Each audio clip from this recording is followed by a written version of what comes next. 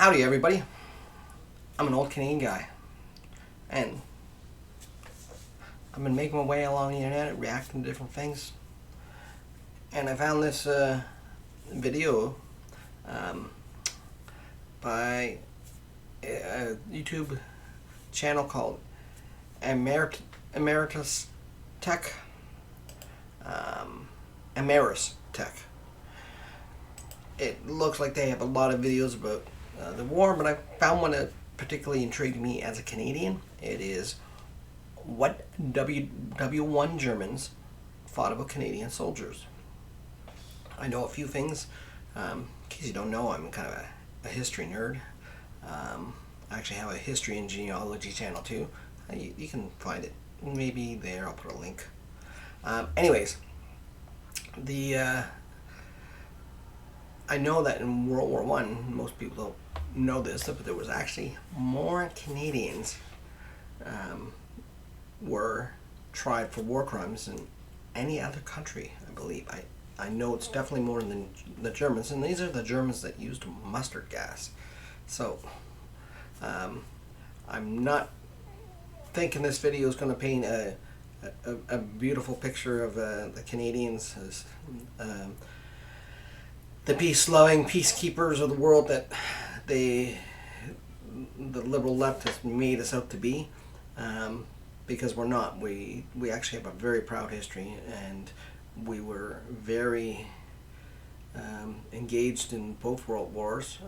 My grandfather over there fought in World War II, and he was an anti-aircraft gunner who helped with the liberation of Italy and Rome and the Netherlands as well as parts of France and Belgium, and later were marching on Germany after that.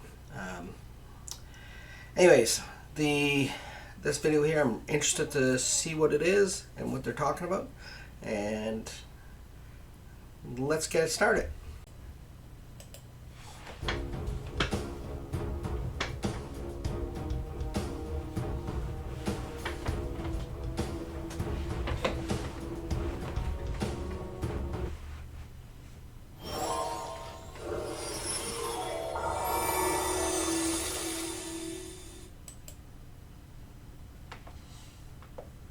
On the Western Front in World War I, late in 1914, both sides paused to figure out their next moves.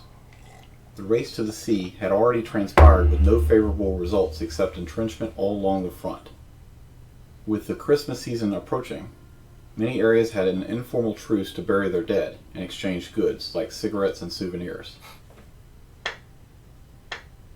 They even swapped newspapers and had football matches in no man's land.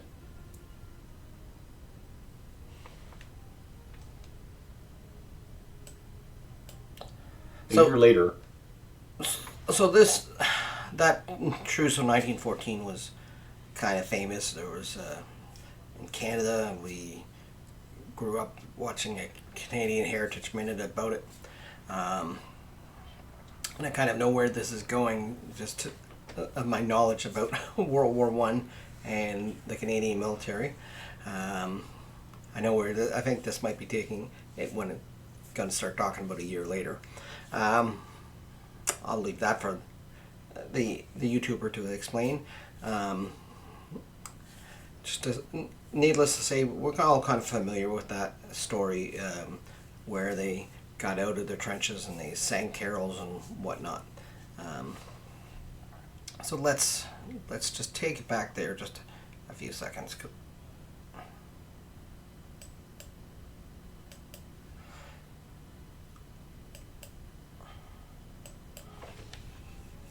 A year later, it was the Canadian Corps' first Christmas on the Western Front, and in a trench near Ypres, the Germans invited them over for a party, possibly thinking that it would be a replay of the Christmas truce. And so it's not Ypres, it's Ypres. Just trying to get this American straight. The year before. Some German soldiers poked their heads above the trench and waved a box of cigars, wishing the Canadians a Merry Christmas. A Canadian sergeant responded by opening fire, hitting two of the hopeful Germans. The Germans returned fire and shot a Canadian in the head. I have to say, Germans, not good. You're not known for your scars. If you really wanted to entice somebody, you should have waved some German chocolate, maybe a cuckoo clock or something.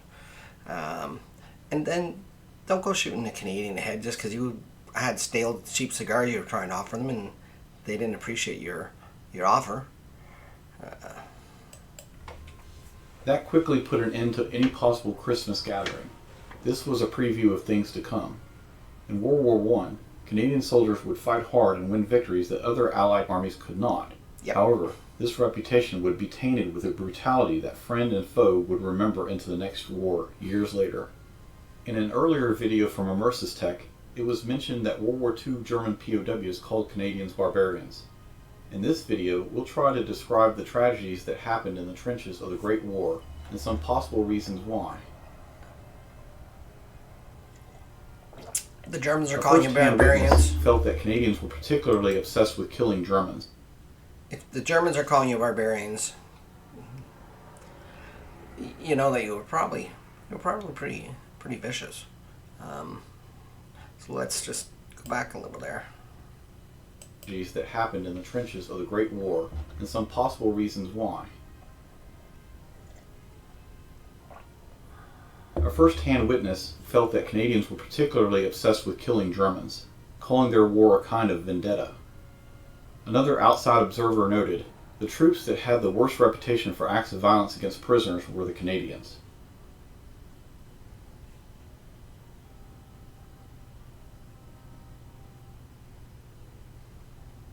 In one particularly cruel event, Lieutenant Keane described the practice of lobbing tins of corned beef into the neighboring German trench. I've heard of this. When the Canadians started hearing happy shouts of, "More! Give us more!"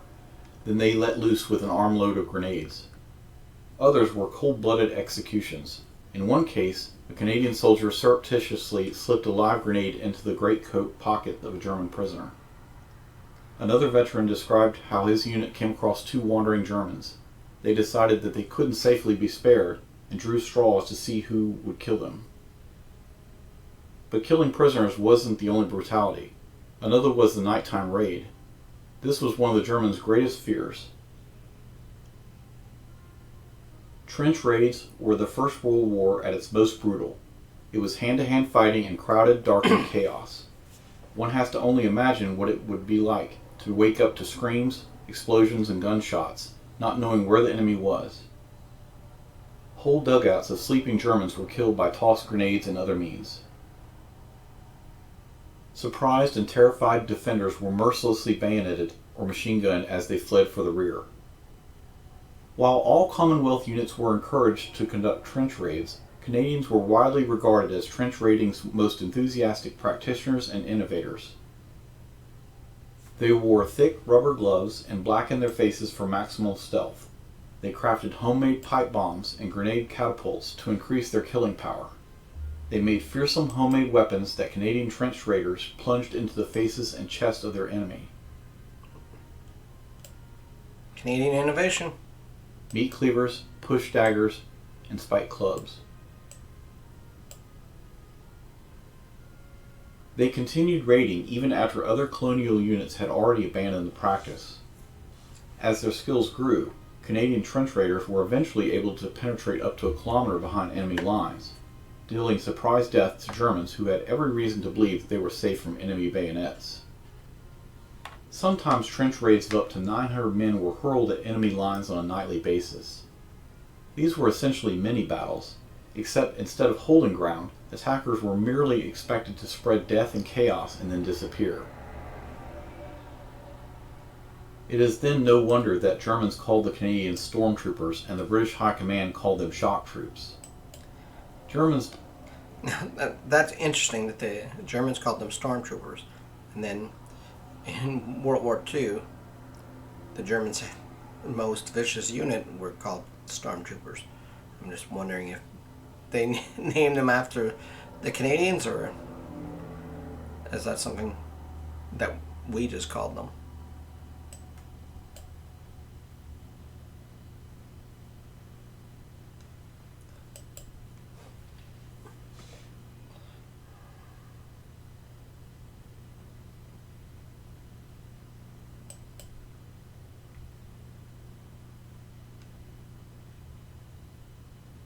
stormtroopers, and the British High Command called them shock troops.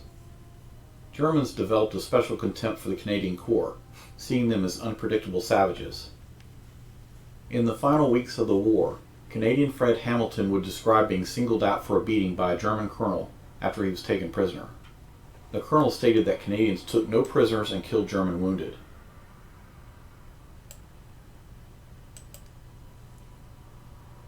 As Canadian Corps Commander General Sir Arthur Currie would often boast after the war, his troops prided themselves in killing the enemy wherever and whenever they could be found. "We tried to make his life miserable," Currie said after the war.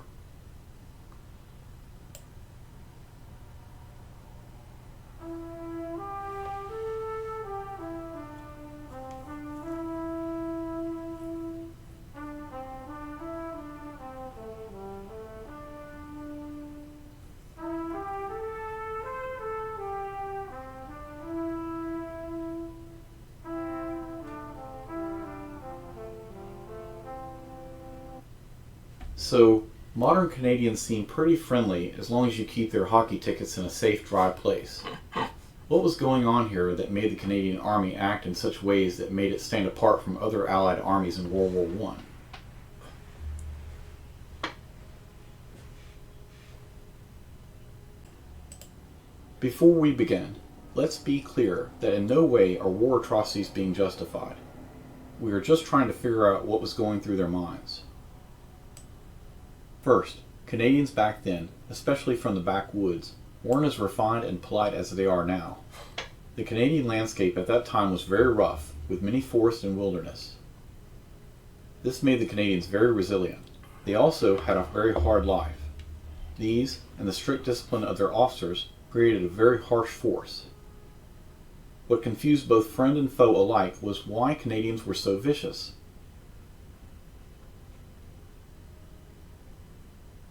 The French had seen large areas of their country destroyed and subjugated. The British had Zeppelins bombing their cities, and U-boats trying to starve their populace. Canadians had left behind safe and prosperous homes that wouldn't see the slightest tinge of German aggression.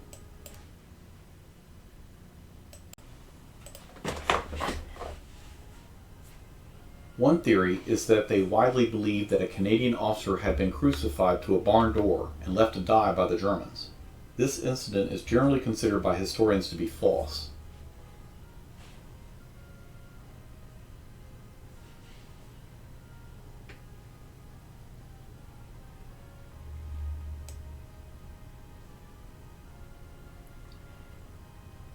Another theory is that, because Canadian units were treated as cannon fodder colonials by the British, they were the spearhead of many battles.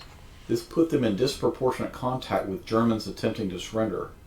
After charging a German trench, one Canadian soldier stated that after the Germans killed half of his company, they tried to surrender. He didn't care and gave them the cold steel. One possible reason is that Canadians had never forgiven the Germans' first use of poison gas in 1915, which hit the Canadian units hardest. The Canadian Corps would eventually become the most enthusiastic user of poison gas on the Western Front. Another reason might be the German atrocities that are frankly too large to list here in detail. A couple of quick examples would be Germans shelling Paris and desecrating French graves. A whole other video could be made just on the German atrocities of World War I. Some Canadian commanders explicitly ordered their troops not to take prisoners. Why did the commanders order this? It's hard to say exactly, but some soldiers felt that POWs would slow them down and would eat their rations. By war's end, the Canadian Corps' reputation as an army of no mercy was known all across northern France. Canadians would go into a bar and boast to other allies about not taking prisoners. For many Canadians, the war had become a bit personal. As far as they were concerned, the Germans had something coming. They did. However, Canadians did not have a monopoly on Western Front brutality, and prisoner execution stories were rife among all First World War armies. And Canada, unlike Germany, interestingly had a near spotless record when it came to the treatment of civilians. Of the thousands of mentally shattered veterans that the Great War returned to Canada, some were most scarred by what they had been forced to do to others. A momentary act of vengeance in the fog of war could spark a lifetime of regret. One Canadian veteran, Alan Hart, was haunted for the rest of his life by his killing of a dazed German soldier who had been attempting to surrender but had forgotten to throw down his rifle. Modern Canadians should pause before condemning the sometimes shocking behavior of their First World War soldiers without knowing the stress and chaos of battle. More than 42,000 Germans would somehow survive their encounter with the Canadian Corps and live out the Great War as prisoners. However, untold numbers of Germans attempting to surrender to Canadian soldiers were met only with bayonets or bullets. Canadians had come to Europe to end a war, and it was a widely accepted opinion that they wouldn't do anybody any favors by fighting a war in half measures. War is terrible. They, like probably most soldiers, just wanted the war to end so they could go back home. So that's Canadian War Memorial at Vimy. They were shown. Vimy Ridge.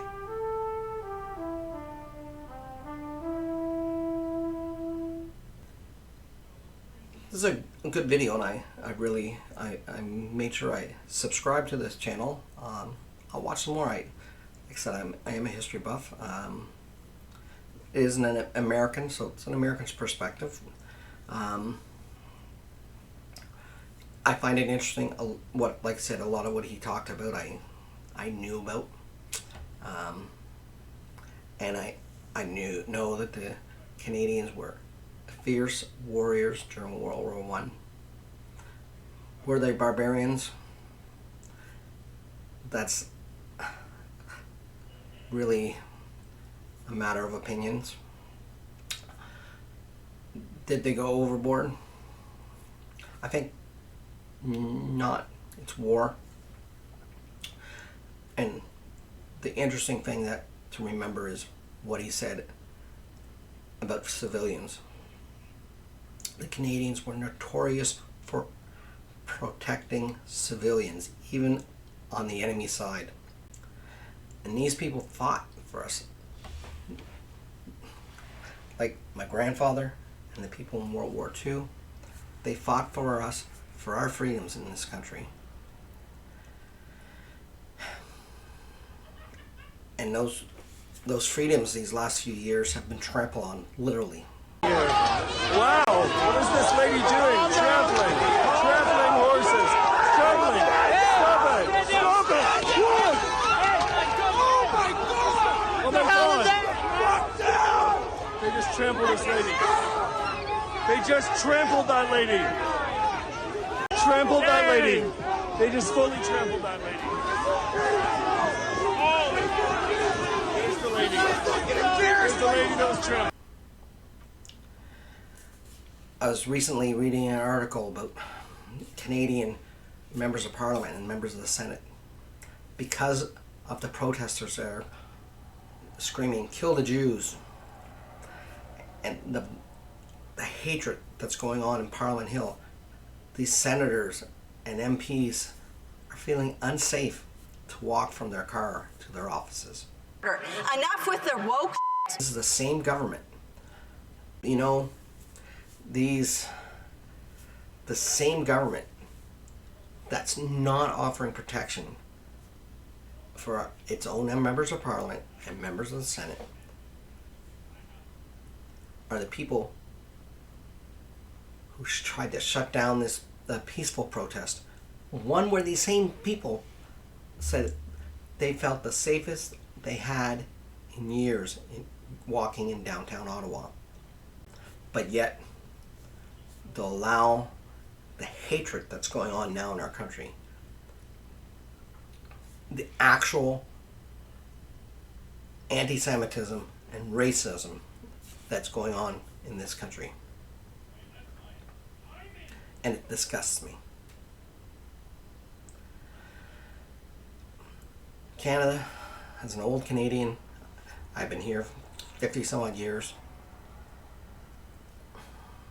I've never, until the last 7, 8 years, I've never not been proud to call myself a Canadian. And it's getting that way. I'm ashamed and I'm embarrassed at our leader when he's in international meetings. I'm ashamed of the actions of our leaders. I think we need to stand up. We need to tell our members of parliament that we want to protect the right of Canadians. We want to remember the soldiers who fought in World War I and World War II. Remember them in our actual prayers. Prayers that talk about God. Because that's who those people that fought in those wars relied upon. They said their prayers in the foxholes each night, read their Bibles, many of them. There's not many atheists in a foxhole, as the quote goes. But on our National War Memorial, don't dare mention the name of God if you're in the Canadian military and you're a chaplain. And that's your job.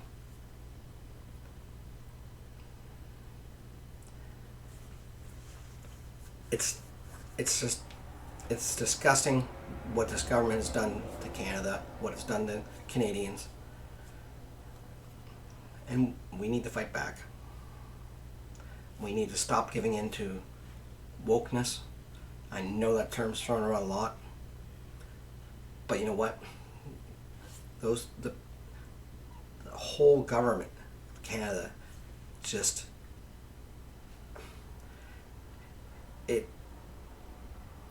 it has no backbone, no actual moral high ground.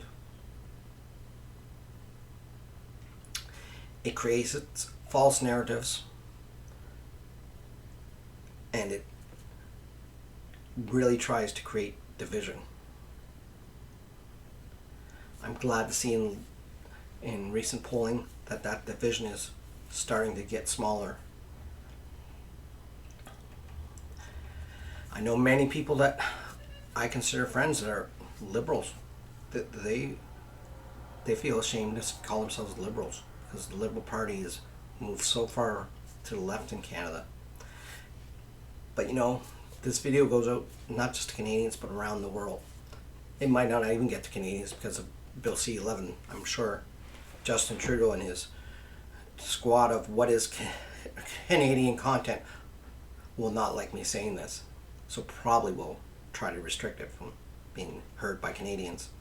So tell you what, share this with your Canadian friends. If you're seeing this from outside Canada, if you're in Canada, share this with your Canadian friends. Let them know it's time to stand up.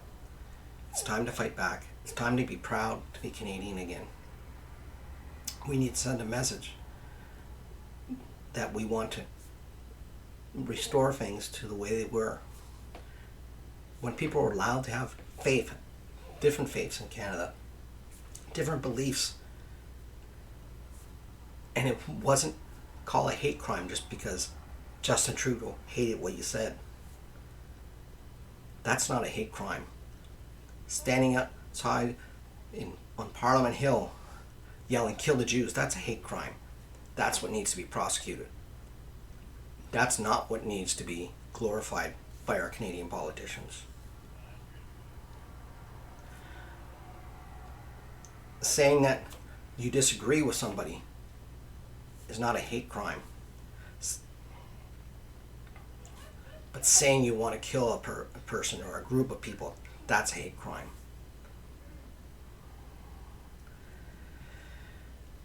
Trying to change history. So even the things of the past, they get glossed over, get forgotten. I could have avoided this video after I saw what it was saying and not recorded this video at all after that and not sent this out to the internet. But I think it's important. Canada has its flaws. Canadians have their flaws. But it's part of our history. And I want to just encourage you to speak up. Have the courage that the people who fought for us did, to make sure that you have the right to speak up. Anyways, like I said, old Canadian guy here. Warning to people not in Canada, don't let what's happening in Canada happen in your country. Stand up before it's too late. Before you elect an authoritarian dictator like Canada has.